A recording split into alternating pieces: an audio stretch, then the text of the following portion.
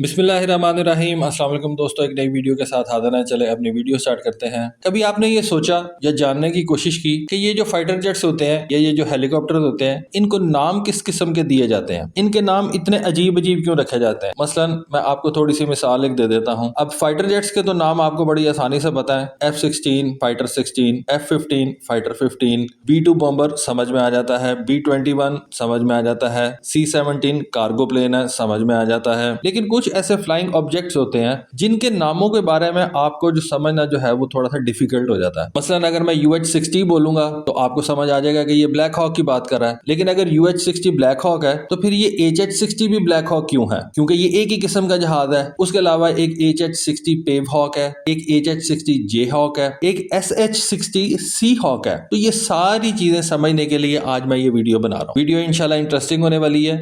आपने सिर्फ ये करना है कि वीडियो अगर अच्छी लगे तो लाइक और सब्सक्राइब लाजमी कर देना है, क्योंकि थोड़े थोड़े दिन बाद मैं आपको याद करवाता हूँ कि अगर चैनल अभी तक सब्सक्राइब नहीं किया तो सब्सक्राइब जरूर कर दें। उसके अलावा मेरा व्हाट्सएप का जो चैनल है उसको जरूर सब्सक्राइब कर लें। उस चैनल में भी आपको अपडेट्स मिलती रहा करेंगी। एनीवे, अपनी वीडियो शुरू करते हैं। जो पहले मोस्ट कॉमन डेजिग्नेटर्स है ना, पहले उनकी बात कर लेते हैं। सबसे पहले A फॉर अटैक एयरक्राफ्ट, जैसा कि A-10 है, उससे पहले A लगता है तो वो एक अटैक एयरक्राफ्ट है। B for bombers, B-1, B-2, B-21, B-52, C for cargo planes हो गया, जैसा कि C-17 हो गया, C-5 गैलेक्सी हो गया। उसके बाद E for special electronic installation aircraft या AEW, E-7 वेजटेल जहाज हो गया, या E-3 सेंट्री हो गया, या E-2 जहाज हो गया, जो कि एक AWACS है और अमेरिकन नेवी अपने एयरक्राफ्ट कैरियर के ऊपर से उसको यूज करती है। F फॉर फाइटर जेट्स हो गया, F-15, F-16, F-18, F-22, H for helicopter हो गया, सिंपल है। K फॉर टैंकर हो गया, जैसा कि आपको पता है कि अमेरिकन एयरफोर्स टैंकर्स इस्तेमाल करती है अपने जहाजों की रिफ्यूलिंग के लिए। मसलन KC-135 स्ट्रेटो टैंकर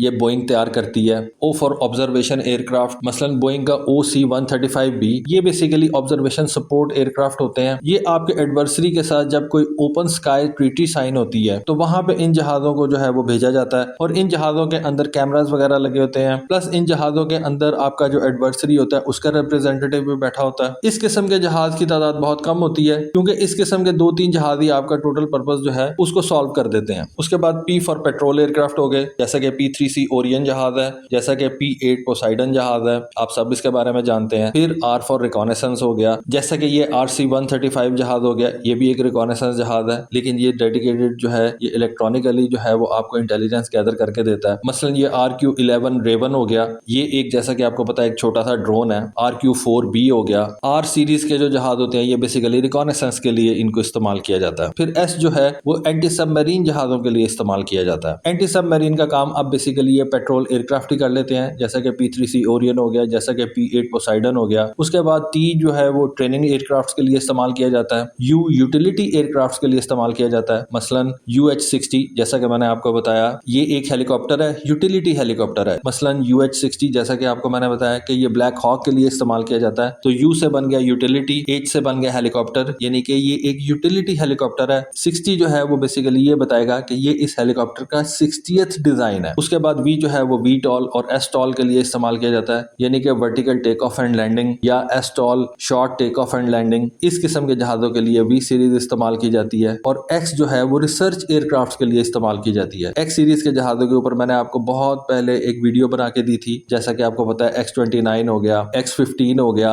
जो कि दुनिया का फास्टेस्ट जहाज था जिसके अंदर इंसान बैठा था, लेकिन वो बेसिकली एयर ब्रीदिंग जहाज नहीं था, उसके पीछे एक रॉकेट लगाया हुआ था। लेकिन बहुत से लोग ये समझते हैं कि SR-71 दुनिया का फास्टेस्ट एयरक्राफ्ट था। दुनिया का फास्टेस्ट एयरक्राफ्ट X-15 था। उसके बाद इनकी मजीद जो है वो कैटेगराइजेशन जो है वो आती है। मसलन जिसके आगे G लिखा हो तो उसका मतलब है कि ये परमानेंटली ग्राउंडेड हो गया है। उसके बाद J आ जाता है, मतलब स्पेशल टेस्ट, टेम्परेरी टेस्टिंग के लिए जो है वो J इस्तेमाल किया जाता है। N अगर लगाओ तो उसका मतलब है कि ये स्पेशल टेस्ट है लेकिन ये परमानेंट है। X जो है मैंने बताया कि एक्सपेरिमेंटल जहाजों के लिए, Y जो है वो प्रोटोटाइप्स के लिए इस्तेमाल किया जाता है। मसलन YF-23, मसलन YF-22, ये दोनों जो थे ये प्रोटोटाइप्स थे। Z जो है वो प्लानिंग जहाजों के लिए इस्तेमाल किया जाता है, जो कि कभी भी आपके सामने नहीं आएंगे। A for attack, C for transport, D for director. उसके बाद E जो है वो स्पेशल इलेक्ट्रॉनिक इंस्टॉलेशन के लिए, F फाइटर्स के लिए, H जो है वो सर्च एंड रेस्क्यू के लिए इस्तेमाल किया जाता है। अब पहले मैंने आपको एक मिसाल दी थी कि HH-60 जो है वो किसके लिए यूज होगा। H फॉर हेलीकॉप्टर भी होता है, अगर दूसरा H उसके साथ लग जाएगा तो वो सर्च एंड रेस्क्यू के लिए ये होगा। K फॉर टैंकर हो गया। L जब लगेगा तो इट मीन्स कि ये कोल्ड वेदर इक्विपमेंट है। M जो है वो मल्टी मिशन के लिए इस्तेमाल होता है। O ऑब्जर्वेशन के लिए, P पेट्रोल के लिए, Q जो है वो ड्रोन के लिए इस्तेमाल किया जाता है, मसलन RQ-4B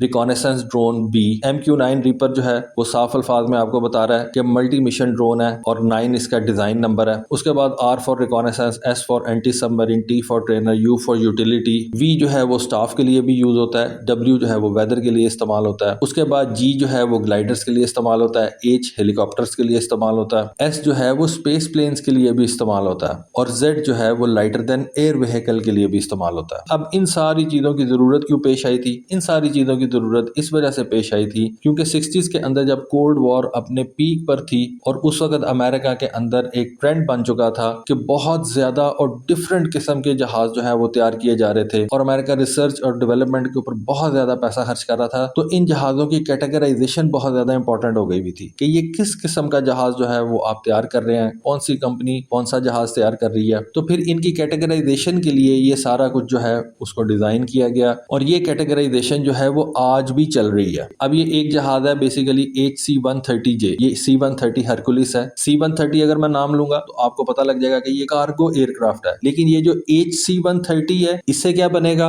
HC-130 का मतलब है कि ये सर्च एंड रेस्क्यू के लिए इस्तेमाल होने वाला C-130 जहाज है। ये सर्च एंड रेस्क्यू के मिशन भी कर सकता है और ये ट्रांसपोर्ट का काम भी कर सकता है। और जब इसके एंड पे J लग गया तो इसका मतलब है कि ये स्पेशल टेस्ट टेम्परेरी है। फिर ये MH-65E हेलीकॉप्टर है। M से बन गया मल्टी मिशन और H से बन गया हेलीकॉप्टर और 65 इसका डिजाइन नंबर है, तो ये ओवरऑल बन गया मल्टी मिशन हेलीकॉप्टर 65। तो इस तरह से इन फ्लाइंग ऑब्जेक्ट्स को ये नाम जो है वो डेजिग्नेट किए जाते हैं। और ये वीडियो बनाने का मेरा मकसद भी यही था कि आपको थोड़ा सा इन कैटेगरीज के बारे में जो है वो ब्रीफ किया जाए, बताया जाए कि इन हेलीकॉप्टर्स और इन फाइटर जेट्स के और इन मुख्तलिफ स्पेशल मिशन जहाजों के जो नाम है वो किस तरह से रखे जाते हैं। तो दोस्तों होपफुली आपको आज की वीडियो, आज की इन्फॉर्मेशन जो है वो पसंद आई होगी। कमेंट सेक्शन में अपनी राय से जरूर आगाह कीजिएगा। आज के लिए बस इतना ही। Thank you. Allah Hafiz.